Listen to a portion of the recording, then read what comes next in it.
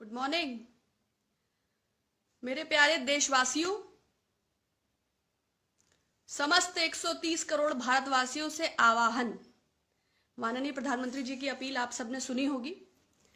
9 तारीख को 9 दिए रात के 9 बजे अपनी बालकनी में प्रज्वलित करें। दिव्यता, अहंकार, आत्म साक्षात्कार, ऊर्जा पुंज, जनता जनार्दन, महाशक्ति, अंधकार पर प्रकाश, बीज। ऐसा लगा कि भगवान भोलेनाथ डायरेक्ट कैलाश पर्वत से लाइव हैं। और जैसे ही आप 9 दिया अपनी बालकनी में जलाएंगे, वैसे ही वेंटिलेटर्स जो है हॉस्पिटल्स में पहुंच जाएंगे। जो लोग सड़कों पे भटक रहे हैं वो अंतर ध्यान होकर अपने अपने घरों में प्रवेश कर जाएंगे। जहां जहां राशन की कमी है वहां वहां डिलीवर हो जाएगी। जिन जिन डॉक्टर्स के पास मेडिकल इक्विपमेंट्स, हैंड सैनिटाइजर्स नहीं है, जो भी हेलमेट और रेनकोट पहनकर इलाज कर रहे हैं, उन सबको बेसिक स्वास्थ्य की चीजें मुहैया हो जाएंगी। खैर, I really admire our prime minister so much. उनकी branding skills, management skills, sales and marketing skills का कोई जोड़ और कोई जवाब ही नहीं है। अगर वो एक इस वक्त बुक्स होती है ना डायरेक्ट सेलिंग से जुड़ी हुई कि 101 तरीके अमीर बनने के नुस्खे, तो अगर वो तो भाई प्राइम मिनिस्टर हैं, अगर एक बुक पेंगुइन या किसी के साथ लॉन्च कर देते कि 130 करोड़ भारतवासियों को चूना लगाने के 101 नुस्खे, तो मुझे लगती है कि बेस्ट सेलर होती, ग्लोबल हिट होती। और फिर वो तो लंदन में भी ऑर्गेनाइज कर सकते थे भाई। Mehul Choksi is there, Nirav Modi is there, Vijay Mallya is there, Prasoon Joshi उसको लॉन्च कर सकते थे। Anyways, hello Rahul ji, a very good morning to you. विरोध का कोई प्रश्न नहीं है। जितना वे आपके प्रधानमंत्री हैं उतना मेरे भी हैं। मैं तो आई really admire him so much the way he interacts. भाई आज तीसरा संबोधन है इस लॉकडाउन के दौरान।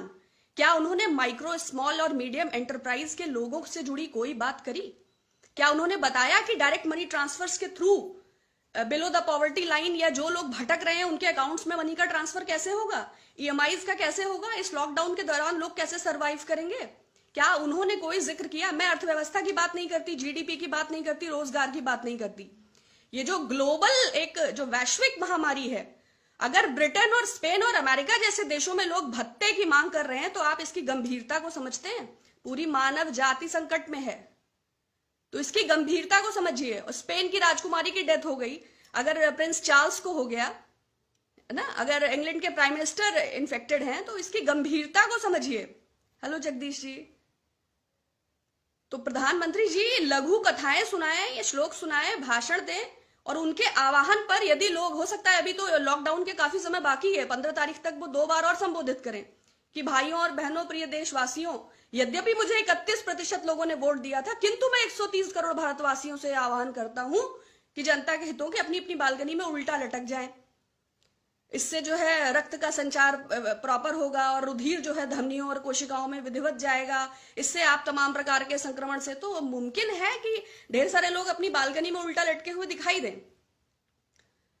कल आपने बबीता फोगट का ट्वीट देखा कि आपके देशों में चमगादड़ से फैल रहा हो, हमारे देश में तो आई कांट स्पीक इवन। वो एक इंटरनेशनल प्लेयर हैं, वो कंट्री को रिप्रेजेंट करती हैं, वो कितने लोगों के लिए प्रेरणा स्रोत हैं, और अपनी official blue tick verified time line पर एक स्पेसिफिक कम्युनिटी को टारगेट करते हुए उनका ट्वीट क्या संदेश देता है। और बबीता फोगाट को छोड़िए, वो हरियाणा में अगर उनको थोड़ी सी भी बुद्धि है तो उनको चाहिए कि जो उनके डॉक्टर्स रेनकोट और हेलमेट पहन के इलाज कर रहे हैं, वहां हैंड सैनिटाइजर्स बांटे हैं तो खट्टर साहब का फोटो लगा हुआ है, तो बबीता फोगाट जी ही वहां कुछ सैनिटाइजर्स डिस्ट्रीब्यूट कर दें। सिर्फ ये टाइमलाइन पे कमेंट करने से तो नहीं होता है। और उनको छोड़िए, जब अभी जनता कर्फ्यू का आह्वान हुआ तो महानायक अमिताभ बच्चन ने क्या ट्वीट किया कि भाई उत्तरा भाद्रपद नक्षत्र में चंद्रमा रेवती नक्षत्र में एंटर कर रहा है। कि अगर पड़ोस के पंडित जी से भी पूछ लेते तो पता होता कि ये पूरी तरह फर्जी है। चंद्रमा उस दिन रेवती नक्षत्र में एंटर कर रहा था। उसके बाद हालांकि उन्होंने वो ट्वीट डिलीट कर दिया, लेकिन नहीं, आप थालियां फोड़िए, आप, आलोचना का कोई विषय नहीं है, but at least we should be genuine. बचपन में सुनते थे ना पंचतंत्र टेल्स या लघु कथाएं या लोक कथाएं, तो ये मोदी जी की लोक कथाएं हैं या फेक कथाएं हैं? एटलीस्ट हमें एक कॉन्स्टिट्यूशनल कंट्री, एक डेमोक्रेटिक सेटअप में होने के नाते क्वेश्चन करने का तो अधिकार है ना। आप इसको बिल्कुल आलोचना ग्रहण ना करें। ये हो सकता है कि मेरा विकार हो, लेकिन ये मात्र व्यंग है, क्योंकि मैं सहमत नहीं हूं। नमस्ते सतीश कुमार जी, नमस्ते इमरान खान साहब। क्वेश्चन तबलीगी जमात का बहुत था। देखिए, मैं किसी भी अविवेकपूर्ण फैसले का समर्थन नहीं करती। मेरी नजर में जाकिर नायक हो या राजीव दीक्षित, अगर एक्सट्रीमिस्ट हैं तो वो गुमराह करने वाले इंस्टीट्यूशंस हैं। अगर वो ऐसे लोगों को एक्सपोनेंशियली ग्रो कर रहे हैं जो रिलीजन और पॉलिटिक्स के बीच का डिफरेंस नहीं समझते हैं, तो ऐसे अविवेकी लोगों को मैं कहीं से भी समर्थित नहीं करती। पूरा सहयोग करना चाहिए, शासन का, प्रशासन का, स्वास्थ्य कर्मियों का पूरा सहयोग। हेलो हनी सोलंकी जी, हेलो हारून उमर साहब, हेलो मोहम्मद शोएब। मुझे लगा था प्रधानमंत्री जी माफी मांगेंगे कि जो उनके चलते अव्यवस्था और अराजकता उत्पन्न हुई। कल शाम को उन्होंने संबोधित किया, वीडियो कॉन्फ्रेंसेस के थ्रू चीफ मिनिस्टर से बात किया, तो क्यों नहीं जनता कर्फ्यू के आह्वान के पहले उन्होंने मुख्यमंत्रियों से इस बात को साझा किया? क्यों उन्होंने ऐसे लॉकडाउन का आह्वान कर दिया जो बगैर मुख्यमंत्रियों से कोई विचार विमर्श किए लागू किया गया? कोई दिल्ली में फंसा है, कोई NH24 पे फंसा है, कोई राजस्थान का है, कोई तेलंगाना का है, कोई तमिलनाडु का है। 29 लोगों की मौत इस अराजक परिस्थिति और अव्यवस्था के चलते हुई, उसकी जिम्मेदारी कौन लेगा? अपने इस लाइव रिकॉर्डिंग भाषण में प्रधानमंत्री जी को 29 लोगों के लिए खेद तो व्यक्त करना चाहिए था। अगर आप अविवेकी और अदूरदर्शी फैसले लेते हैं तो उन 130 करोड़ भारतवासियों का भविष्य जो संकट में पड़ता है, जो 38 करोड़ मजदूर सड़कों पर है, जो राशन पानी का अभाव है। एक और सरकार कह रही है कि आप 5 किलो राशन, 1 किलो चावल, तेल, और दूसरा कोटेदारों का स्पष्ट कहना है कि जहां से हम राशन उठा रहे हैं वहां हमें पैसा देना पड़ रहा है, तो हमको लोगों से पैसा चाहिए। जो अंत्योदय कार्ड वाले हैं उनको राशन मिल पा रहा है, उसके अलावा लोगों से इसकी मांग की जा रही है। क्या इस कठिन समय में ये उचित है? आप अगर इसको देख सकते हैं तो आप समझिए, अभी भी लोग भटक रहे हैं क्वारंटाइन पीरियड में। अभी भी हजारों लोगों, करीब 30,000 लोगों को 500 बसों के माध्यम से विस्थापित किया। अहमदाबाद की अपनी कहानी है, उत्तराखंड की अपनी कहानी है। इस अराजकता, इस अव्यवस्था का किसको डिसीजन जाता है? किसका अदूरदर्शी फैसला है? भाई, प्राइम मिनिस्टर हो या प्रेसिडेंट हो, हम एक सेटअप में है ना। राज्यसभा है, लोकसभा है, बहुत बड़ी मशीनरी है, डीएम है, एसडीएम है, आईपीएस है। Why? What is the reason behind? For a common discussion. अगर आप सबको इग्नोर करके चलेंगे तो what? Hello Ram Gopal ji, hello Ratnakar Uma Shankar ji, hello Jitendra Verma ji. तो सरकार इन द सेंस आप समझ रहे हैं, लॉकडाउन का जो ये फैसला 4 घंटे के अल्टीमेटम पे लागू किया गया, ज्यादातर मजदूरों का, सैकड़ों वीडियोस हैं, ये कहना है कि व्हाट्सएप के थ्रू उन्हें खबर हुई कि 3 महीने का लॉकडाउन है। किसी का हिसाब ठेकेदार ने किया, किसी को फैक्ट्री से उल्टे थोड़ा बहुत पैसा मिला, लोग अपने घरों की ओर भाग चले। इसके बाद सुप्रीम कोर्ट में जो 2 याचिकाएं दाखिल हुई, उसमें इस बात का जिक्र हुआ कि ये जो फेक न्यूज फैली, अभी जो ये फेक न्यूज फैली, इसका भारत सरकार का सॉलिसिटर जनरल इसकी बारे में बोला उन्होंने कि इस फेक न्यूज के चलते लोगों में अफरा तफरी हो गई और वो अपने अपने गांव की ओर दौड़ पड़े और सोशल डिस्टेंसिंग जो है वो एक फ्लॉप हो गया। वो जो उसका मेन जो रूट कॉज था, वो पर्पस उसका डिफीट हो गया। तो सॉलिसिटर जनरल, तो इवन कोर्ट ने कहा भी, सॉलिसिटर जनरल ने ये एक्सक्यूज भी दिया कि media is not very responsible, और सरकार से का अनुरोध है इस जुडिशरी से कि मीडिया किसी भी कोरोना से संबंधित खबर को पब्लिश करने के पहले गवर्नमेंट को इन्फॉर्म करे या इसको प्रॉपरली वेरीफाई करे। What is the reason behind? ताकि सरकार की नाकामियां और सरकार की कारगुजारियां लोगों के सामने ना आने पाए। अभी फेक न्यूज के चलते, अगर इस व्हाट्सएप यूनिवर्सिटी में जो ये न्यूज खबर चली, क्या हम और आप सब नहीं जानते हैं कि 2014 के बाद सबसे ज्यादा फेक न्यूज की जो वेबसाइट्स हैं, जो पोर्टल्स हैं, कौन सा ऐसा ऑर्गेनाइजेशन है जिसके पास ट्रोलिंग का सबसे बड़ा संसाधन है? कौन सी वो वेबसाइट है और वो किस फासिस्ट विचारधारा को प्रोक्योर करती हैं? क्या आपको नहीं पता है? तो कोर्ट ने उसमें संज्ञान में लेके कार्यवाही क्यों नहीं किया? द वायर पे तो किया, द वायर पे किया। पहले भी जय शाह ने 100 करोड़ का डिफेमेशन द वायर पे किया था, अभी फिर किया। तो सुदर्शन न्यूज पे क्यों नहीं किया? वो तो काल्पनिक कथाएं दिखाते हैं। तमाम चैनल हैं जो बगदादी से, गद्दाफी से आगे बढ़ते ही नहीं है। और मैं तो कहूंगी कि एएनआई को क्यों नहीं रिपोर्ट किया? तो जो आपको लेके चले, जो आपकी फर्जी खबरों का लगातार प्रसारण करे, वो सारा जायज है, वो सारा वैलिड है।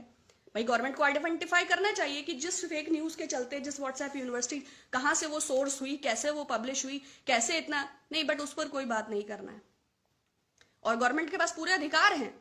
आईपीसी की धारा 188 के तहत, जो ये नेशनल डिजास्टर अधिनियम 2005, इसके तहत उसके ऊपर उसके पास पूरे अधिकार हैं कि वो इस अराजकता के लिए जिम्मेवार उस व्हाट्सएप को सोर्स आउट करके उस पर कार्यवाही करने का पूरा अधिकार है। लेकिन अब क्या पता वो किसकी मशीनरी है, कहां से निकल रहा है। तो बबीता फोगट का ट्वीट हो या अमिताभ बच्चन साहब का ट्वीट हो, सबको ताली बजाना है, सबको थाली बजाना है। कोई फिल्म से जुड़ी हस्तियां हैं, कोई, लेकिन मानवीयता का ध्यान रखें। हेलो सफत जी, हेलो विजय गुप्ता जी, हेलो अजय जी, हेलो खुर्शीद अहमद जी। अभी भी जो चीजें चल रही हैं, मैं आप सबको भी अनुरोध करूंगी अपने आसपास क्वारंटाइन का विधिवत फॉलो करें, लॉकडाउन का विधिवत फॉलो करें, सोशल डिस्टेंसिंग का पूरा ध्यान रखें, हैंड्स को सैनिटाइज करें बार बार, हाथ और चेहरे पर, नोज पर अपने हाथों को ना लगाएं। कहीं भी जहां कम्युनिटी है, जहां लोगों का जमावड़ा है, उससे पूरी दूरी बनाए रखें। और 21 दिन के लॉकडाउन के बाद भी आप अपना ध्यान, हेलो शालिनी जी, फेक न्यूज पर क्यों नहीं एक्शन हुआ? यू नो वेरी वेल, ये मशीनरी किसका एकाधिकार है, किसकी मशीनरी है? ये फेक न्यूज का जनरेशन कहां से है?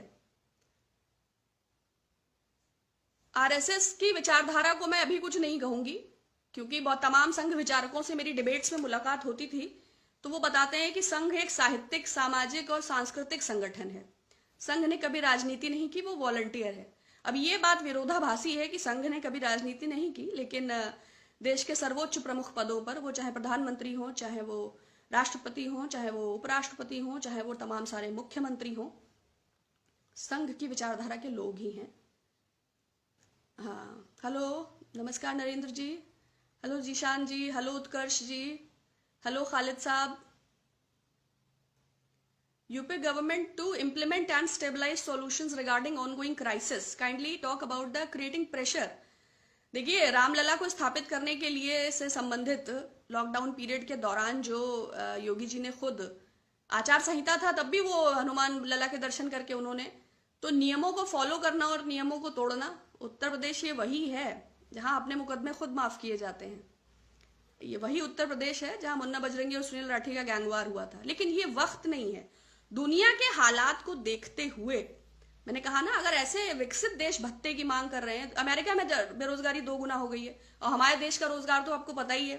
यद्यपि कोरोना है, मगर आप भूल नहीं सकते ना शिक्षा मित्रों को, ना निदेशकों को, ना बीएड धारकों को, ना टीईटी भर्ती को आप भूल नहीं सकते ना आशा बहुओं को, ना रसोइयों को आप भूल नहीं सकते ना, जो स्वास्थ्य कर्मियों की भर्ती हो, जो तमाम इधर पर्चे आउट हुए।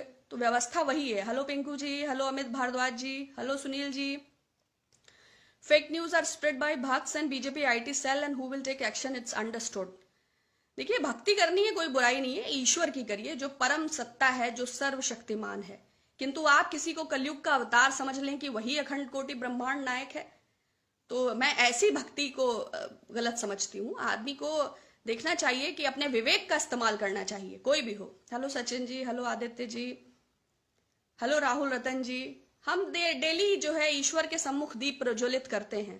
किसी व्यक्ति विशेष को मैं अपने जीवन में इतनी महत्ता नहीं देती कि जो उसके बिना विवेक के मैं कोई फैसला करूं। हेलो यश शर्मा जी, मैंने कहा ना, मैं प्रतिदिन ईश्वर के सम्मुख दीप जलाती हूँ, प्रातः काल में भी और गोधूली की बेला में भी, और मेरा सारा समर्पण ईश्वर के प्रति है। किसी व्यक्ति को मैं ईश्वर की संज्ञा दूं और उसे इतना महान बता दूं कि मैं खुद के विवेक पर मुझे संशय उत्पन्न हो, तो ऐसी उसका मैं पालन नहीं करती। Thank you Rahul ji, thank you so much. Hello Waris ji, दीप जलाने से क्या होगा? मैंने अभी बताया ना, वेंटिलेटर पहुंच जाएंगे, सैनिटाइजर्स मिल जाएंगे। जो 5 किलो के आटे के पैकेट हैं जिसमें नरेंद्र मोदी जी का फोटो है, उसमें आटा स्वतः 15 किलो हो जाएगा। जितने माइक्रो स्केल मीडियम एंटरप्राइजेस हैं, उन सबका जो तलवार लटकी है वो सही हो जाएगी, सबकी EMI पे हो जाएगी, सबके रेंट्स माफ हो जाएंगे, GDP बूस्ट कर जाएगी। Hello Humayun ji, hello Jitendra ji, thank you so much.